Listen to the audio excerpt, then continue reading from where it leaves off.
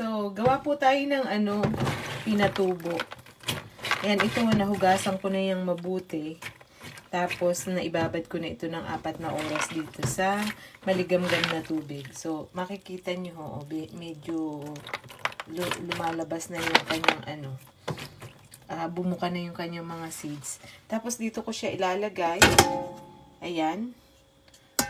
Para pag dinidiligan ko siya is nadi-drain yung tubig. Tapos, lagyan po natin ng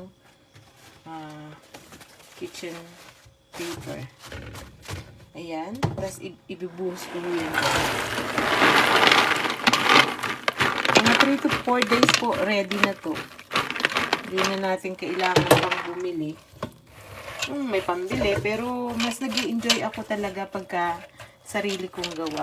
Nasa-satisfied po ako. Masaya ako pagka meron akong na-accomplish na isang bagay. So, papakita ko po sa inyo ito. Tatakpan ko lang siya. Tatakpan ko siya ng malinis na kitchen towel. Tapos, ilalagay ko po siya dito sa ilalim ng oven namin. Pero, medyo iaawang ko yung kanyang, takip. O kahit sa anong lugar, basta yung medyo madilim.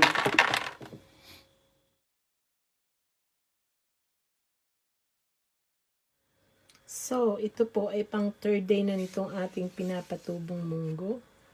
Mustahin natin. So, ayan na. Ang ganda na, oh.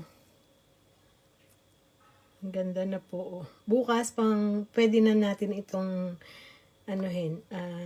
iulam. Ayan, oh. So, diba? Napakadali lang.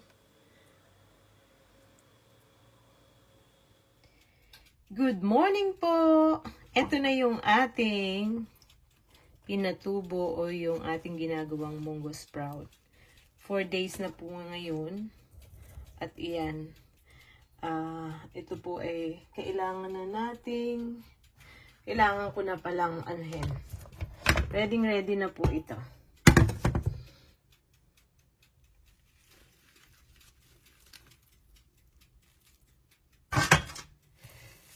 Ayan. So, ito na po yun, from seeds, yung pinatubo nating munggo. Ayan, bali yung 4 days na aking binantayan para maging ganito. So, ito na po. Yan. Napaka-sustansya po niya. Nilagyan ko siya ng manok, saka hipon. Gusto ko sana may tokwa, kaya lang po talagang wala akong mabilhan sa ngayon. Mahirap ngayong bumili ng ibang stock sa Asian store So, yan guys.